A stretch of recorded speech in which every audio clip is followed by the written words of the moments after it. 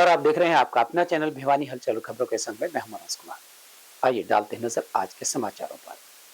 प्रधानमंत्री श्री नरेंद्र मोदी ने हरियाणा के भिवानी व जींद जिलों में रेडियो प्रसारण को बढ़ावा देने के उद्देश्य से एफएम रेडियो 100 वाट ट्रांसमीटर का वीडियो कॉन्फ्रेंसिंग के माध्यम से शुभारंभ किया। इस अवसर पर मुख्य अतिथि के रूप में केंद्रीय श्रम एवं रोजगार तथा पर्यावरण संरक्षण मंत्री भूपेंद्र यादव व भिवानी महेंद्रगढ़ लोकसभा के सांसद धर्मवीर सिंह मुख्य रूप से मौजूद रहे। वहीं केंद्रीय मंत्री भूपेंद्र यादव ने केंद्र के रेडियो स्टेशन का फीता काटकर उद्घाटन करते हुए कहा कि 100 वॉट के रेडियो स्टेशन को स्टूडियो में तब्दील करने की मांग को वे सूचना एवं प्रसारण मंत्रालय तक पहुंचाएंगे ताकि इस केंद्र को रिले केंद्र से आगे बढ़ाते हुए कार्यक्रमों के निर्माण भी यहां से किया जा सके। उन्होंने कहा कि प्रधानमंत्री नरेंद्र मोदी ने आज देश को 91 एफएम रेडियो ट्रांसमीटरों की सौगात दी है जो 18 राज्यों व 2 केंद्र शासित प्रदेशों के 84 जिलों में स्थापित किए गए हैं। इन रेडियो स्टेशनों के स्थापित करने का मुख्य उद्देश्य सीमावर्ती व आकांक्षी जिलों में प्रसारण को बढ़ावा देना है। इससे आकाशवाणी की सेवा का विस्तार होगा तथा व्यापक स्तर पर देश में 35,000 वर्ग किलोमीटर दायरे में रेडियो का प्रसारण संभव हो पाएगा। इस मौके पर भिवानी से सांसद धर्मवीर सिंह ने कहा कि भिवानी उनके संसदीय क्षेत्र में इस एफएम रेडियो स्टेशन की स्थापना से लोगों को शिक्षा, मनोरंजन व देश विदेश से जुड़ी जानकारियों के अलावा क्षेत्रीय भाषा में क्षेत्रीय कार्यक्रमों को सुनने का अवसर मिलेगा, जिससे लोगों को अपना जीवन स्तर ऊंचा उठाने में मदद मिलेगी। इस मौके पर भिवानी के विधायक घनश्याम सर्राफ, भिवानी नगर परिषद के चेयरमैन भवानी सिंह सहित शिक्षा, रंगमंच व विभिन्न सामाजिक संगठन से जुड़े लोगों ने शिरकत की। उसमें एस्पिरेशनल डिस्ट्रिक्ट, एस्पिरेशनल ब्लॉक्स, उनको भी सविशेष इसका लाभ मिल रहा है। 100वां एपिसोड चले जा रहा है। मन की बात का ये अनुभव देशवासियों से इस तरह का भावनात्मक युवा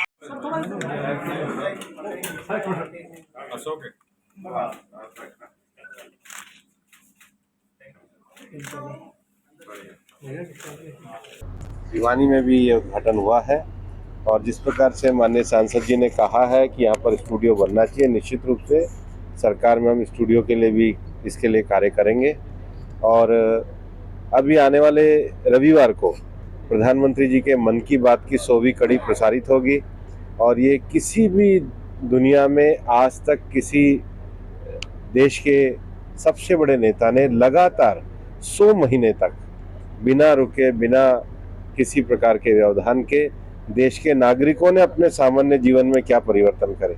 लोग इस बात के लिए तो बहुत कहते हैं कि बड़े लोगों ने क्या किया, लेकिन छोटे छोटे समाज में दूर तक रहने वाले लोगों ने किस प्रकार से देश के परिवर्तन में योगदान दिया, वो हम हर बात मन की बात में पर्यावरण के विषयों को लेकर के, बेटी बचाओ जैसे सामाजिक विषयों को लेकर के, शिक्षा के विषयों को लेकर के, झीलों नदियों को बचाने के विषयों को लेकर के, कचरा प्रबंधन कैसे करें, ऐसे मौलिक विषयों पे हर मन की बात में प्रधानमंत्री जी को सुनते हैं।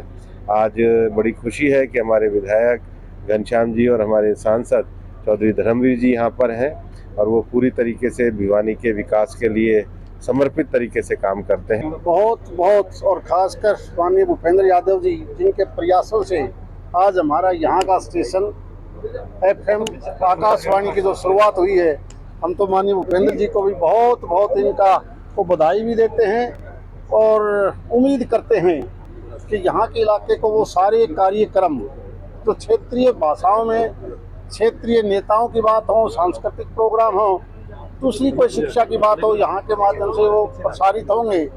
और साथ एक छोटी सी बात माननीय भूपेंद्र जी से, क्योंकि ये बहुत ही प्रभावशाली मंत्री हैं, इनके माध्यम से हमारी प्रार्थना है कि इसको छोटा सा एक मिनी ऑफिस और थोड़ा सा एक्सटेंड यहाँ जगह है, अगर वो स्टूडियो बन जाएगा तो हमें और बहुत बड़ा आपका आशीर्वाद से फायदा मिलेगा। बहुत धन्यवाद। भिवानी का नागरिक हूँ, भिवानी, और ये बहुत ही भिवानी के लिए आज गर्व की बात है कि प्रधानमंत्री हमारे आकाशवाणी का स्टेशन, एफएम का स्टेशन यहाँ पर चालू हो रहा है और जिसकी दीप जलाकर उद्घाटन करके प्रधानमंत्री करें तो भिवानी के लिए बहुत सौभाग्य की बात है और बहुत बड़ी बात है। ये अनुराग ठाकुर जी उनमें उपस्थित रहेंगे और दूसरे हमारे मंत्री वो भी उपस्थित रहेंगे। आज भिवानी को एक तोहफा मिला है एक उपहार मिला है। भिवानी को बहुत फायदा होने जा रहा है इसमें। एफएम की भी गाने सुनेंगे, आवाज़ सुनेंगे, बहुत ही अच्छे अच्छे कार्यक्रम एफएम पे भी आते हैं। वो महिलाओं को भी फायदे की बातें आती हैं, युवाओं के फायदे के लिए भी बातें आती हैं और आम वर्ग के लिए भी बहुत अच्छी अच्छी बातें हैं, जो बहुत ही भिवानी के लिए गर्व की बात भी है और भिवानी का फायदा भी होगा। मैं हमारे यशस्वी प्रधानमंत्री श्री भाई नरेंद्र मोदी जी का बहुत बहुत इस बात के लिए धन्यवाद भी करता हूँ, आभार प्रकट करता हूँ। साथ ही अनुराग ठाकुर जी का भी बहुत आभार और उनको बहुत धन्यवाद। के माननीय प्रधानमंत्री श्री नरेंद्र मोदी जी ने आज देश को 91 यानी कि 91 एफएम चैनल देश को समर्पित किए हैं, जिसमें भिवानी जिला भी शामिल है, हरियाणा का, और जींद जिला भी शामिल है। सबसे बड़ा फ़ायदा ये होगा कि जहां हम रेडियो पे सुनते थे, वो आकाशवाणी के सभी प्रोग्राम जो हैं वो एफएम पे भी सुने जा सकेंगे।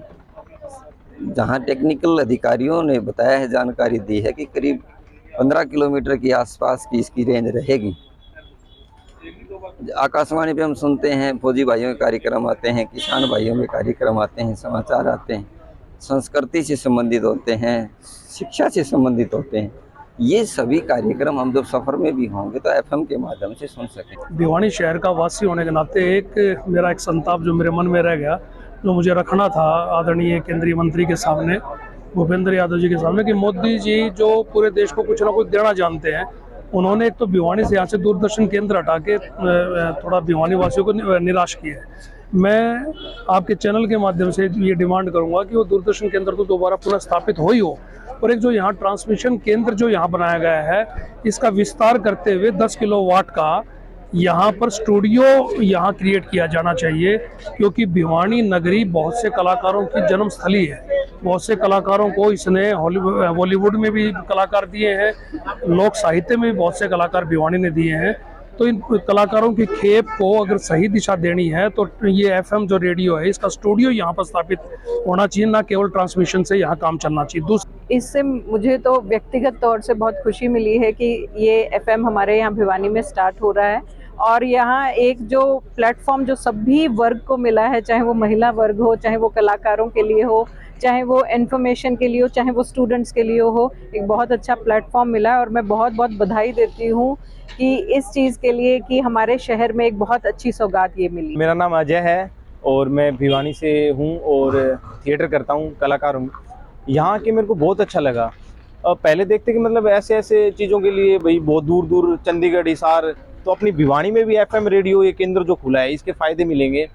ज्ञान से रिलेटेड जो भी बातें होंगी वो बच्चों को जानने को मिलेंगी, और किसानों को भी सूचनाएं मिलेंगी, और हम मनोरंजन साधन भी एक हो गया हमारे पास। तो कहने को हमारे भिवानी में भी एक रेडियो स्टेशन, ये एफएम रेडियो ये खुल चुका है, केंद्र खुल चुका है।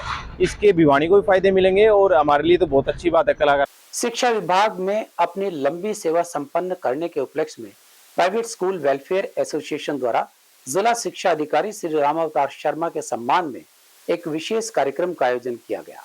इस कार्यक्रम में अनेक विद्यालयों के संचालक व प्रतिनिधियों के अलावा अनेक गणमान्य व्यक्ति भी पहुंचे। शुक्रवार को स्थानीय तोशाम रोड स्थित टीआईटी सभागार में जिला शिक्षा अधिकारी राम अवतार शर्मा के सेवानिवृत्त होने के उपलक्ष्य में प्राइवेट स्कूल वेलफेयर एसोसिएशन द्वारा एक कार्यक्रम का आयोजन किया गया। कार्यक्रम प्राइवेट स्कूल वेलफेयर एसोसिएशन के प्रधान राम अवतार शर्मा की देखरेख में किया गया। इस अवसर पर अनेक सांस्कृतिक कार्यक्रमों का आयोजन किया, जिसका वहां पहुंचे सभी लोगों ने लुत्फ उठाया। वहीं कार्यक्रम में जिला शिक्षा अधिकारी राम अवतार शर्मा सहित विभिन्न स्कूलों के प्रिंसिपल भी उपस्थित रहे।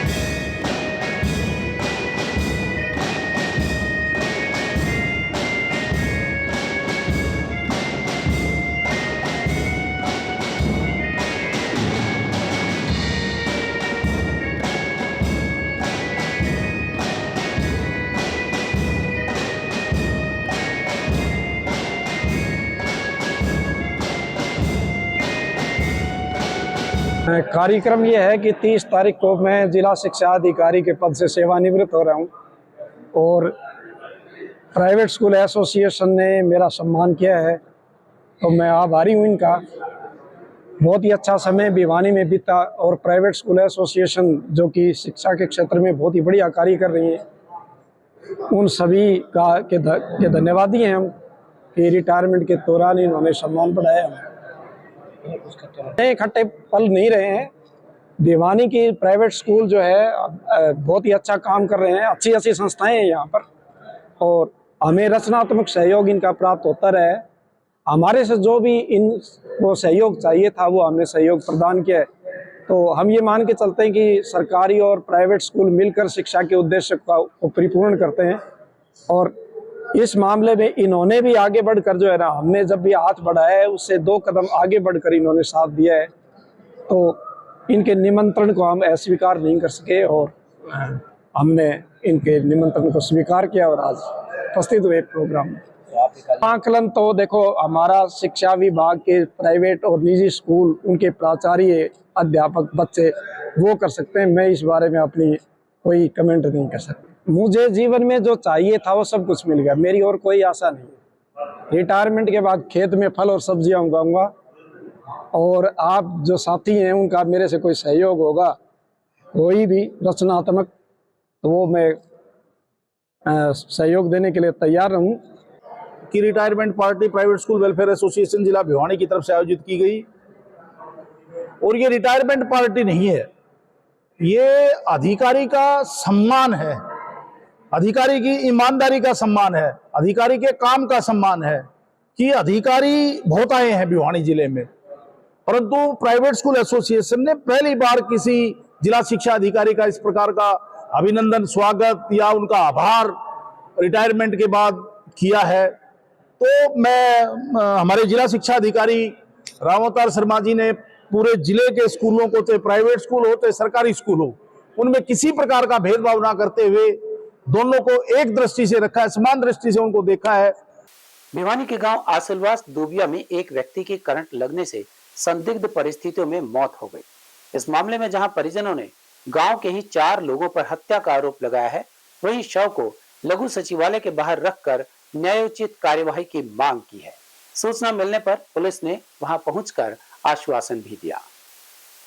उल्लेखनीय है कि लघु सचिवालय में लोग अपनी समस्याओं को लेकर आते हैं, पर भिवानी के आसिलवास दूबिया गांव के लोग यहां शव लेकर आए हैं। इनका आरोप है कि गांव के 38 वर्षीय जगबीर को गांव के ही 4 लोगों ने खेतों में बिजली की लाइन पर जबरन चढ़ा दिया, जिससे जगबीर की करंट लगने से मौत हो गई। सूचना पाकर डीएसपी हेडक्वार्टर आर्यन चौधरी व सिविल लाइन थाना SHO inspector Pawan Sharma police बल के साथ मौके पर पहुंचे। वहीं मृतक के भाई मुकेश ने बताया कि गांव के ही 3-4 लोग उसके भाई जगबीर को अपने खेत में लेकर गए थे। वहां उन्होंने उसके भाई को अपने ट्रांसफार्मर के फ्यूज लगाने के लिए पोल पर जबरन चढ़ा दिया। उसने बताया कि इस दौरान लाइनमैन सतीश ने बिजली लाइन काटने से मना किया था, पर वो लोग नहीं माने, और जब उसका भाई ऊपर चढ़ा तो करंट के झटके से दूर जा पड़ा और 5-6 दिन बाद उसके उपचार के दौरान मौत हो गई। इस पूरे मामले पर सिविल लाइन थाना एसएचओ इंस्पेक्टर पवन शर्मा ने बताया कि सरकार व बिजली बोर्ड की तरफ से मृतक के परिजनों को हर संभव आर्थिक मदद दिलाई जाएगी। साथ ही भरोसा दिलाया कि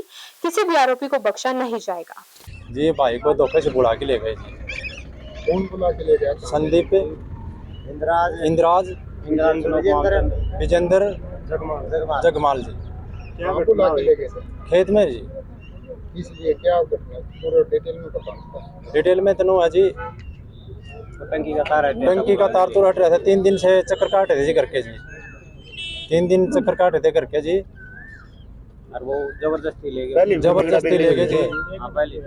तो इलेक्ट्रिशियन वगैरह का काम क्या करता है? नहीं, कुछ नहीं किया करता जी, कुछ भी नहीं जाना। खेती और मजदूर था। रंजिश थी कि कोई रंजिश नहीं थी जी, उधर कोई रंजिश हुई पता नहीं। क्या घटना है, कैसे होता क्या कारण? गाँव आसिलवास दूबिया। क्या नाम आपका है? मुकेश कुमार।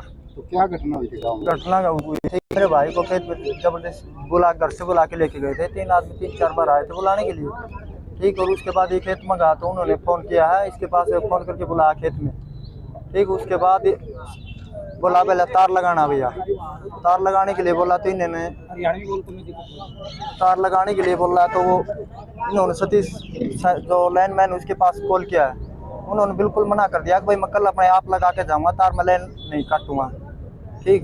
तुम इतना कुछ भी करो, मैं अपना आप लगा जाऊँगा, तार मेरी जिम्मेवारी होगी। अगर मैं नहीं लगा के जाऊँ तो अगर तुम कुछ भी दुर्घटना करोगे वो तुम्हारी जिम्मेवारी होगी, मेरी कोई जिम्मेवारी को नहीं, ठीक। और उन्होंने धक्के से मारपीट के चढ़ाया और गाड़ देके धक्के से चढ़ाया उन्होंने। ये मेरे भाई ने मेरे साथ जाते समय एम्बुलेंस में भी बोला ये बात मेरे को मौत के ऊपर करंट ने भगा दिया, ऊपर से फेफड़े फट गए, रीढ़ की हड्डी टूट गई और फेफड़े फाफड़े सब खत्म हो गया था जी। तो आप क्या मांग आप? हमारी मांग यही है कि गिरफ्तारी हो जाए और 4 आदमी जो है ना उनकी 302 का मुकदमा दर्ज हो जाए। उसके बाद में यहाँ से लाश उठाएंगे। क्या नाम था आपके भाई का? कितनी उम्र? जंगीर, उम्र है जी 38 वर्ष। हाँ, शादीशुदा, 2 बच्चे हैं जी। आपका क्या नाम था? मुकेश। तो कहाँ का मामला क्या? ये असलवास दूबिया का मामला है। 22 तारीख का शाम ने 6:30 बजे से एक पड़ोसी हमारा जगबीर ने 2 आदमी जट्टा के लेके बुला के वो बोले खेत में तार अट रहा हमारा टंकी का लगाना, ठीक है। उसने कही भाई लाइन कटवा दे, लगा जाएंगे। फिर उन्होंने हमने लाइन कटवा दी। उस टाइम में 4 आदमी मौजूद थे। वो बूढ़ा बुलू के उन्हें धमकाया, गाली गलौज करे और वो ऊपर चढ़ा दिया टंकी पर न मारा करंट वो दिया भगा। उसके बाद में वह लेके आए थे चुग हॉस्पिटल भिवानी में एडमिट कर दिए। बाद में हमने फिर यह घटना बाद में फिर चुग थे हमें इशार लेके। हाँ, उस टाइम उसने बयान दिए ही, इसके भाई ने बताए ही यह बात। क्या पता? उसने यह बता मार दिया बुला कि मैं बोले लाइन काट रखी, लाइन काटे नहीं रखी थी। वो रंजिश तो देखो उनकी उनने मेरा रंजिश का तो ठीक है। कार्रवाई कर रहे हो आप? तो यह है इसके खिलाफ मुकदमा दर्ज हो जाए 302 का RC एक्ट का, परिजना न्याय मिल जाए। सेक्रेटरीट पहुंचने का क्या कर? ये जो आज असलवास धोबिया के लोग आए हुए हैं, इनके मुताबिक एक जाट परिवार के एक व्यक्ति ने इनके लड़के को जबरदस्ती पोल पर चढ़ाया गया, जबकि लाइन नहीं कटवाई गई अनऑथोराइज रूप से, और उसकी मौत हो गई है। तो अब गांव वाले की जो ये दलित है, इनकी ये मांग है, जिन्होंने जबरदस्ती पोल पर चढ़ाया है उनके खिलाफ 302 का मुकदमा दर्ज होना चाहिए, SC एक्ट लगना चाहिए और उनकी गिरफ्तारी होनी चाहिए। और जो मृत परिवार है इसको आर्थिक सहायता नियम अनुसार आर्थिक सहायता मिलनी चाहिए, यही है। और ये डेड बॉडी लेकर के आए हैं और इन्होंने ये भी आपके सामने बताया है, पुलिस प्रशासन के सामने बताया है, अब जो कल 1:30 बजे की डेड बॉडी हो रही है, इसके आदमी की मृत्यु हो रही है। 21 तारीख का मामला है। असलवास गांव में करंट लगने से इस व्यक्ति की मौत हो गई है। पोस्टमार्टम करा के डेड बॉडी यहाँ लाए हैं। ये पुलिस से उचित न्याय चाहते हैं और जो भी कार्रवाई बिजली बोर्ड के माध्यम से या कोई आर्थिक मदद सरकार की तरफ से हो, वो इनकी डिमांड है। इन्होंने डर के माहौल के लिए मैं अभी SHO जोई से बात करूंगा और अगर इनको आवश्यकता होगी मौके पे तो वहाँ इनको पुलिस प्रोटेक्शन भी दी जाएगी। डरने की कोई ज़रूरत नहीं है, पुलिस इनके साथ, पीड़ित के साथ। सरकार की ये तो एक बार DC ऑफिस साहब से उनका देखो महकमा DC कार्यालय है, उनसे टाई अप करके कानून इनको उपलब्ध करवाई जाए। हाँ, परिजनों ने कहा है भी हमारी जो FIR है उसमें उचित कार्रवाई होनी चाहिए, जो इसमें रिस्पॉन्सिबल उनकी अरेस्ट होनी चाहिए। तो मैं आपके माध्यम से इनको आश्वासन देना चाहता हूँ, जो उससे मुलजिम है कोई नहीं बख्शा जाएगा, सभी की अरेस्टिंग होगी। ये कार्रवाई पर भी सवाल उठा रहे हैं सर। ये कार्रवाई जोई थाना की है, तो मैं अभी DSP साहब है अपने और जोई SHO से अभी बात करता हूँ।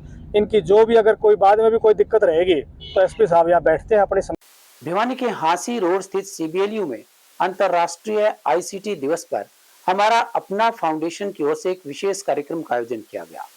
इस अवसर पर हमारा अपना फाउंडेशन के संस्थापक सचिन जैन ने बताया कि डिजिटल टेक्नोलॉजी आज के युग की अहम जरूरत बन गई है। वहीं इस अवसर पर फाउंडेशन के अनेक सदस्य भी मौजूद रहे। शुक्रवार को international girls in information and communication technology दिवस पर चौधरी बंसीलाल यूनिवर्सिटी प्रेमनगर में हमारा अपना फाउंडेशन के संस्थापक श्री सचिन वर्धमान ने बताया कि डिजिटल टेक्नोलॉजी का हमारे जीवन में बहुत बड़ा महत्व है। उन्होंने कहा कि कोरोना काल में डिजिटल टेक्नोलॉजी ही सबसे ज्यादा काम आई, क्योंकि डिजिटल टेक्नोलॉजी से ही हम अपने बच्चों को घर बैठे बेहतर तरीके से पढ़ा पाए। और लड़कियों को विशेष रूप से बताया कि डिजिटल स्किल्स जितनी ज्यादा बढ़ाओगे उतना ही आप ज्यादा से ज्यादा तरक्की कर सकते हैं तथा भविष्य में ये टेक्नोलॉजी ही रोजगार का सबसे बड़ा साधन बनेगा। चौधरी बंसीलाल यूनिवर्सिटी का और सभी रिस्पेक्टेड टीचर्स, फैकल्टी मेंबर्स और इस डिपार्टमेंट के सभी स्टूडेंट्स का, स्पेशली स्टूडेंट्स का, क्योंकि आप लोगों ने अपना इतना ये जो आपका लंच ब्रेक है हम आपका इसमें टाइम ले रहे हैं और आज जो हमारा अपना फाउंडेशन ने यहाँ पे ये प्रोग्राम किया, इसके लिए मैं बहुत बहुत बधाई भी देती हूँ।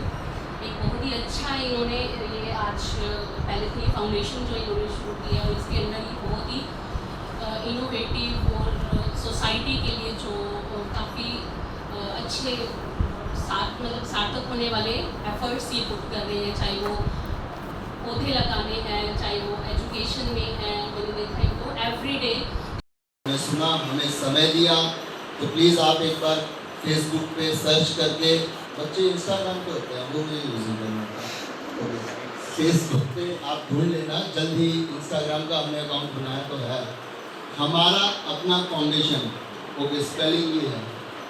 और हाँ, मैं अपने एनजीओ को प्रमोट करने आया हूँ।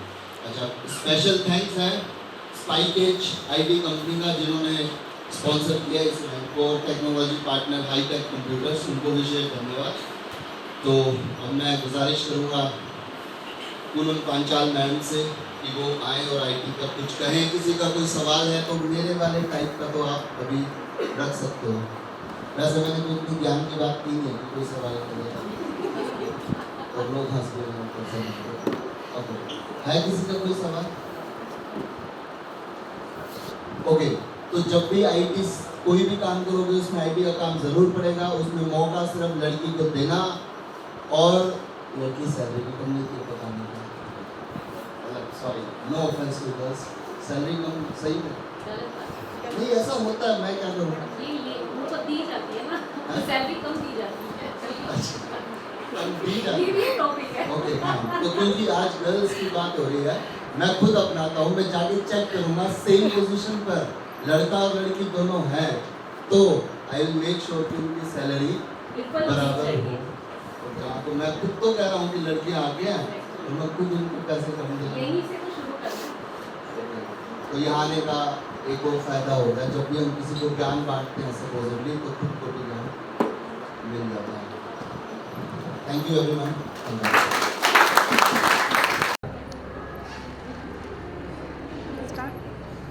आज जो हमारी इंटरनेशनल इन गर्ल्स आईसीटी का जो वर्कशॉप हुई है उसमें ये बताया गया कि वो हमारा अपना फाउंडेशंस के एनजीओ हैं, जो उन्होंने कहा कि मतलब हम सोसाइटी के एंड कम्युनिटी के लिए क्या कर सकते हैं और जो नई नई चीज़ें हैं वो मतलब डिजिटल आईसीटी के अंदर आजकल जो चल रहा है उसके बारे में बताया गया है। और जो गर्ल्स के लिए जो हेल्पफुल चीज़ें हैं वो उसके लिए बताया गया है, गर्ल्स आगे किस तरीके से बढ़ रही है उसके लिए बताया गया है। And also for the girls के लिए मतलब आगे के जो फील्ड्स हैं उनमें किस तरीके से अपने अंदर इम्प्रूवमेंट है, उनके लिए किस तरीके से हेल्पफुल हो सकता है, एक्सेट्रा एक्सेट्रा। एंड शहर की पुरानी देवसर चुंगी पर स्थित लोहारू फाटक को एक ट्रैक्टर चालक द्वारा तोड़े जाने का मामला सामने आया है, जिसके कारण यहां करीबन 2 घंटे तक जाम की स्थिति बनी रही। वहीं सूचना मिलने पर आरपीएफ ने ट्रैक्टर को अपने कब्जे में ले लिया और चालक के विरुद्ध मुकदमा दर्ज कर कार्यवाही आरंभ कर दी। प्राप्त जानकारी के अनुसार शुक्रवार सुबह 7 बजे के आसपास लोहारू की तरफ से एक ट्रैक्टर तूड़ी भरकर भिवानी शहर में एंट्री कर रहा था। उसी दौरान रेलवे फाटक बंद होने का सिग्नल मिलने पर ट्रैक्टर की चपेट में आने से फाटक टूट गया। लगभग 2 घंटे तक जाम की स्थिति बनी रही। रेलवे गार्ड द्वारा इसकी सूचना स्टेशन अधीक्षक आरपीएफ पुलिस को दी गई तथा मौके पर राजकीय पुलिस ने पहुंचकर ट्रैक्टर को अपने कब्जे में ले लिया और ट्रैक्टर चालक के खिलाफ रेलवे एक्ट के तहत मुकदमा दर्ज करके जांच आरंभ कर दी गई। वहीं जब इस बारे में स्टेशन अधीक्षक जीके गुप्ता से बातचीत की गई तो उन्होंने बताया कि ट्रैक्टर चालक की लापरवाही द्वारा रेलवे फाटक को तोड़ा गया है। रेलवे एक्ट के अनुसार इस पर कार्रवाई करते हुए ट्रैक्टर को काबू में किया गया है। Jaipur Hisar railway passenger train की चपेट में आ जाने से मानेरू के नजदीक एक युवक की मौके पर ही मौत हो जाने का समाचार प्राप्त हुआ है। रेलवे पुलिस फोर्स ने मौके पर पहुंचकर मृतक की पहचान करवाई और शव का पोस्टमार्टम करवाकर शव परिजनों के हवाले कर दिया।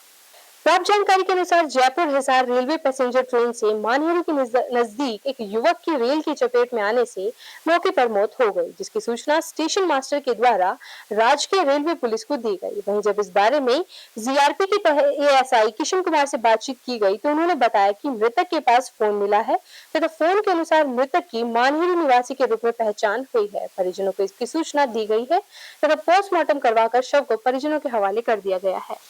कौन सी किसके बयान पर करोगे? रात्रि के 1 बजे हमारे को सूचना मिली कि एक व्यक्ति ने मानेर स्टेशन के पास रेलगाड़ी से आगे आत्महत्या कर ली है, जिसके पास से मोबाइल मिला था। मोबाइल के आधार पर उसकी शनाख्त नेत्रपाल सनोफ मक्खन सिंह मानेर के रूप में हुई। उनके परिवारजनों के बयान पर कार्रवाई 174। भिवानी और इसके आसपास के क्षेत्र में रहने वाले रोडवेज बस सेवा से यात्रा करने वालों के लिए अच्छी खबर है कि भिवानी डिपो को 11 नई बसेस का परमिट मिल गया है, जिनमें से 5 मिनी बसेस भी होंगी।